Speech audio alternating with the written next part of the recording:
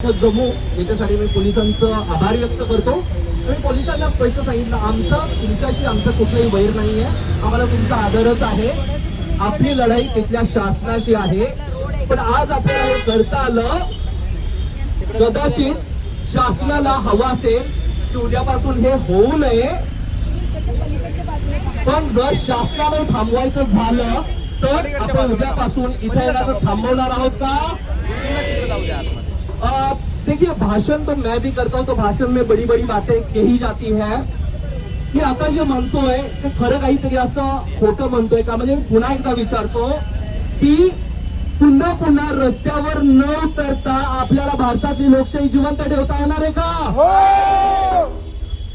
तर हे आंदोलन जोपर्यंत चालू आहे, जोपर्यंत धर्मेंद्र प्रधान राजीनामा देत नाहीत, तोपर्यंत दिल्लीचं आंदोलन तर चालेलच. पण दिल्लीच्या पलीकडं या देशातल्या प्रत्येक शहरामध्ये प्रत्येक ठिकाणी जर आपण रस्त्यावर उतरलो नाही तर तिथं माहित नाही काही काळानंतर रणगाडे येतील.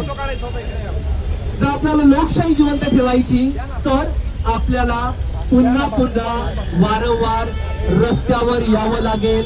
आपली तयारी आहे? मी बोलवणार नाही, पण तसं जर झालं तर आपण सगळ्यांनी तयारी ठेवूया.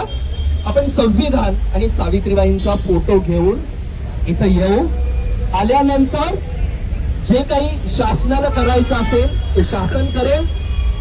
शासनाचा जो अजेंडा आहे ते शासन राबवणार आहे. त्यांचा अजेंडा काय आपल्या सगळ्यांना व्यवस्थित माहिती आहे. त्यांना हा देश ताब्यात घ्यायचा आहे, बरोबर. पण त्यांचा अजेंडा ते राबवतील.